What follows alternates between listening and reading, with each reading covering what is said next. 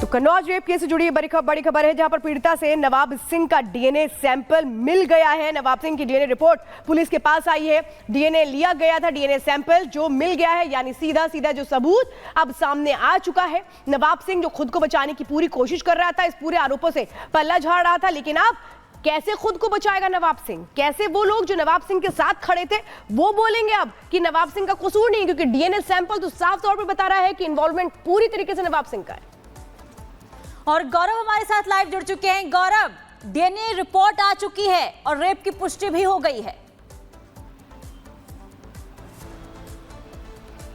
जी बिल्कुल, आपको बता दें इस पूरे मामले में जो लोग डिफेंसिव थे नवाब सिंह को लेकर के, अब उनकी भी मुश्किलें बढ़ेंगी, क्योंकि जिस तरह से कई बार हमने देखा, कई बयान आए थे, खुद नवाब सिंह ने बोला था वो बेकसूर है, उसे फंसाया जा रहा है। आज जो डीएनए सैंपल्स की रिपोर्ट आई है उसमें साफ तौर पर इस चीज़ की पुष्टि हुई है कि जो नवाब सिंह यादव है, इन्होंने ही रेप किया था नाबालिग का। और इसके बाद से अब लगातार जो इनकी मुश्किलें हैं वो और बढ़ती नजर आ रही, क्योंकि जो चार्जशीट है उसमें अब ना कि सिर्फ रेप बल्कि पास्को की भी धारा बढ़ेगी जो चार्जशीट सबमिट होगी। और साफ तौर पर जो सपा नेता है नवाब सिंह, इनको लेकर के अगर बात की जाए तो इनके भाई ने जिस तरह से रेप पीड़िता की बुआ को पैसे देकर बयान बदलवाए थे, उसको लेकर भी पुलिस ने इनाम घोषित किया था। और अब तमाम जो इनसे जुड़े लोग हैं जिन्होंने इनकी इस पूरे प्रक्रिया में मदद करी थी, उनकी भी मुश्किलें बढ़ती नजर आ रही हैं। जिस तरह से हमने देखा नवाब सिंह की अरेस्टिंग होती है और उसके बाद से वो अपने डिफेंस में कई लोग अपने बयान इस तरह के जारी करते हैं कि उसको गलत फंसाया जा रहा है।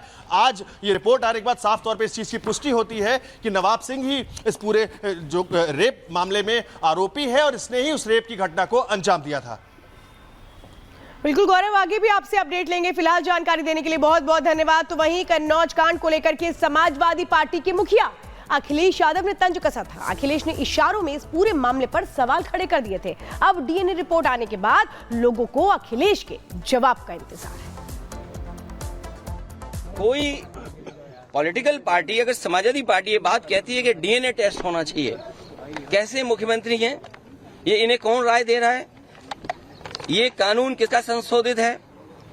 ये इन्हीं का संशोधित कानून है 2023 का, जिसमें ये कहा गया है कि डीएनए टेस्ट होना चाहिए अगर 7 साल से ज्यादा किसी की सजा का कोई प्रावधान है तो क्या गलत मांगा?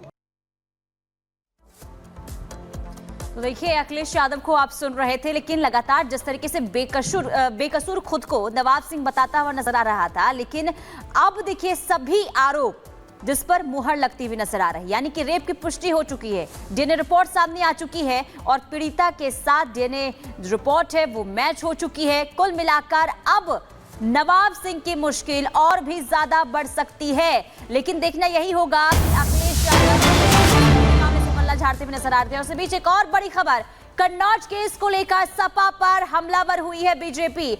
अब देखिए बयान जो हैं वो सामने आने शुरू हो चुके हैं, प्रतिक्रियाएं सामने आने शुरू हो चुकी है। बीजेपी अब समाजवादी पार्टी को घेरती हुई नजर आ रही है, क्योंकि समाजवादी पार्टी जो इस पूरे मामले से पीछे हटती हुई नजर आ रही थी। और क्या अब सपा वाले माफी मांगेंगे? ये मनीष शुक्ल की तरफ से कहा गया, क्या कुछ कहा गया है वो सुनवाते हैं। देखिए, अखिलेश यादव के करीबी नवाब सिंह यादव जो अभी 2024 के चुनाव में उनके चुनाव को मैनेज कर रहे थे, उनका डीएनए टेस्ट मैच कर गया है उस नाबालिग लड़की के साथ जिसके साथ दुष्कर्म का आरोप लगा था। और जिस निर्लज्जता और बेशर्मी से समाजवादी पार्टी और उनके प्रवक्ता उसको डिफेंड कर रहे थे, क्या आज आके माफ़ी मांगेंगे? और एक सवाल अखिलेश यादव से, जब बलात्कार जैसी घटना होती है, दुष्कर्म जैसी घटना होती है, उसमें समाजवादी पार्टी का कोई कार्यकर्ता अगर गिरफ्तार होता है, सम्मिलित होता है, तो उसको राजनीतिक संरक्षण देना क्यों शुरू करते हैं अखिलेश यादव?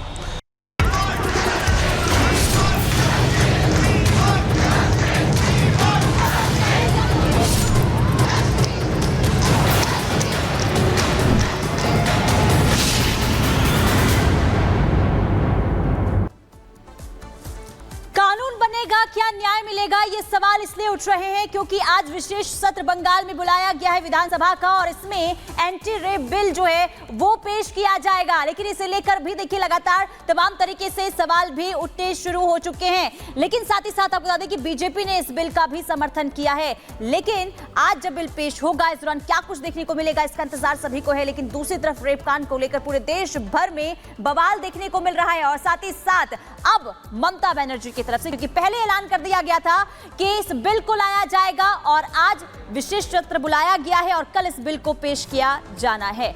अब आगे रिपोर्ट के जरिए आपको दिखाते हैं इस पूरे मामले को लेकर क्या कुछ अभी तक देखने को मिल रहा है।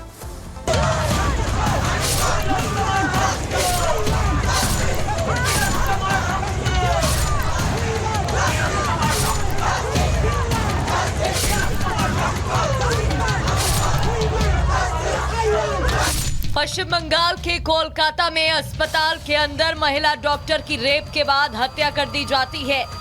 आक्रोश में पूरा देश भड़क उठता है। डॉक्टरों का देशव्यापी आंदोलन होता है। नबन्ना मार्च के दौरान लाठी बरसाई जाती है। बीजेपी के बंद के बाद टीएमसी भी धरना देती है। पूरे देश में ममता सरकार की थू-थू होती है।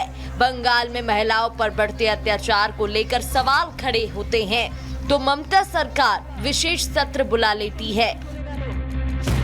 2 दिन के इस विशेष सत्र के दौरान सख्त एंटी रेप लॉ के लिए विधेयक पेश करेगी, जिसका ऐलान ममता ने कुछ दिन पहले किया था।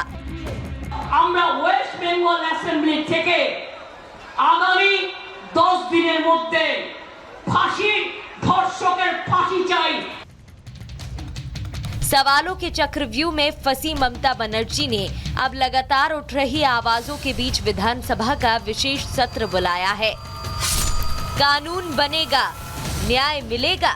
बंगाल विधानसभा में ये सत्र 2 दिन का होगा, जिसमें पहले दिन दिवंगत नेताओं को श्रद्धांजलि और दूसरे दिन ममता सरकार एंटी रेप बिल पेश करेंगी, जिसका बीजेपी भी समर्थन करेगी। इस बिल को मंगलवार शाम को मंजूरी देने के लिए राजभवन भेजा जाएगा, जो अगले हफ्ते राज्य विधानसभा में पारित होगा। विशेष सत्र के दौरान ममता सरकार जो विधेयक पेश करेगी, जिसमें क्या है एंटी रेप लॉ, रेप के लिए आजीवन कारावास या मृत्यु दंड का प्रावधान होगा। सिर्फ 10 दिन में फांसी की सजा का प्रस्ताव होगा। बलात्कार की गंभीरता पर निर्भर करेगी सजा। पीड़िता के जीवित होने पर दोषी को आजीवन कारावास और पीड़िता की मौत या बीमार होने पर दोषी को मृत्यु दंड। बीजेपी का स्टैंड साफ है कि बंगाल में बेटियों के साथ हो रही दरिंदगी के खिलाफ ममता सरकार के इस्तीफे की मांग करती रहेगी, लेकिन उनके विधायक विधानसभा के अंदर बिल का समर्थन करेंगे। आज पूरा देश यही सवाल पूछ रहा है कि बेटियों की रहनुमाई करने वाली ममता सरकार आखिर बेटियों की सुरक्षा को लेकर कब तक कोई ठोस कदम उठाएगी। क्या बिल लाकर सिर्फ खाना पूर्ति तो नहीं की जाएगी? Bureau report, Republic Bharat. और कोलकाता का रुख करते हैं महिमा सीधे इस वक्त हमारे साथ जुड़ रही है। महिमा, प्रदर्शन और नाराजगी के बीच ममता बनर्जी एक नया बिल लाने की कोशिश कर रही हैं और ये दिखाने की कोशिश की महिला हितैषी हैं, लेकिन क्या इस बिल से महिला अपराध पश्चिम बंगाल में कम हो जाएंगे? ये बिल्कुल आपका सवाल लाजमी है अनामिका, और सबसे बड़ा सवाल यही खड़ा होता है कि अब इतने समय से जब ममता बनर्जी राज कर रही है कोलकाता में, तब महिलाओं के प्रति अपराध कम नहीं हुए। उल्टा जब अपराध होते हैं तो उनको आरोपियों को बचाने की कोशिश की जाती है। तो सबसे बड़ा सवाल तो ये है, और आपका सवाल बिल्कुल लाजमी है। लेकिन आपको तस्वीरें हम दिखाएंगे इस वक्त। देखिए यहाँ पर आपको सीआईएसएफ की टीम नजर आ रही है इस वक्त, और अभी जो ट्रेनी डॉक्टर्स है, इसके अलावा रेजिडेंट डॉक्टर्स है, वो यहाँ से निकले हैं। और आपको बता दें कि पुलिस हेडक्वार्टर वो जाएंगे, और ना सिर्फ आजकल मेडिकल कॉलेज एंड हॉस्पिटल के ट्रेनी डॉक्टर्स और रेजिडेंट डॉक्टर्स, बल्कि पूरे कोलकाता में जितने भी डॉक्टर्स हैं, जितने भी हॉस्पिटल है, वहां के सारे डॉक्टर्स पुलिस हेडक्वार्टर्स जुटेंगे और वहां पर नारेबाजी करते हुए नजर आएंगे। अभी कुछ देर पहले जितने भी डॉक्टर्स है वो नारेबाजी कर रहे थे और पुलिस की कार्यशैली पर सवाल उठाते हुए नजर आए थे। पुलिस की तरफ से जो भी कार्रवाई की गई है उसको भी उस पर भी सवाल खड़े करते हुए नजर आए थे। तो अब ये देखना होगा, कुछ देर बाद तस्वीरें आपको दिखाएंगे, हम भी वहां पर पहुंचेंगे। और अभी यहाँ से ट्रेनी डॉक्टर्स और रेजिडेंट डॉक्टर्स निकले हैं। हालांकि देखना होगा कि बैरिकेटिंग वहां पर जब पुलिस ने की होगी तो जैसे पहले तस्वीरें सामने आई थी, धक्का मुक्की की गई, पानी की बौछारें ट्रेनी डॉक्टर्स प्रदर्शनकारियों पर छोड़ी गई थी, अब वैसी तस्वीरें सामने ना आए वो देखना काफी ज्यादा महत्वपूर्ण है। लेकिन अपडेट आपको सबसे पहले बता रहे हैं कि अभी यहाँ से ट्रेनी डॉक्टर्स निकले हैं। पूरे कोलकाता के डॉक्टर्स यहाँ पर जुटेंगे और पुलिस हेडक्वार्टर्स में नारेबाजी करते हुए नजर आएंगे पुलिस के खिलाफ, क्योंकि सभी ट्रेनी डॉक्टर्स में पुलिस को लेकर के आक्रोश है जाहिर तौर पर पुलिस की कार्यशैली पर, और इस पूरे मामले में कैसे जांच की पुलिस ने, कैसे आरोपी को बचाने की कोशिश की गई, इसको लेकर सभी डॉक्टर्स लगातार सवाल खड़े करें। जी अनामिका। महिमा, ये रेप केस का मामला है, रेप केस में ममता बनर्जी कोशिश ये कर रही हैं कि वो एक नया कानून ला सके। इस पर सवाल लूंगी आपसे मैं, लेकिन खबर बता देती हूं कि पहले दिन दिवंगत नेताओं को श्रद्धांजलि दी गई है, जो सदन बुलाया गया है स्पेशल, उसकी बात कर रहे हैं। दूसरे दिन ममता सरकार बिल पेश करेगी और इस बिल में महिलाओं के खिलाफ होने वाले अपराध को लेकर जिक्र किया गया है कि प्रदेश में अगर महिलाओं के साथ रेप जैसी घटनाएं सामने आती हैं तो उस पर तुरंत एक्शन लेने के साथ साथ आरोपी को जल्द से जल्द सजा दी जा सके। हालांकि बता दें आपको कि देश भर में फास्ट ट्रैक न्याय की व्यवस्था, फास्ट ट्रैक कोर्ट की व्यवस्था है जिससे कि न्याय मिल सके पीड़िताओं को। साल 2012 में निर्भया केस के बाद फास्ट ट्रैक कोर्ट बनाई गई थी, लेकिन दावे ये हैं, ये कहा जा रहा है और ये दिखता भी है कि महिला अपराध में उसके बाद भी कोई कमी नहीं आई है।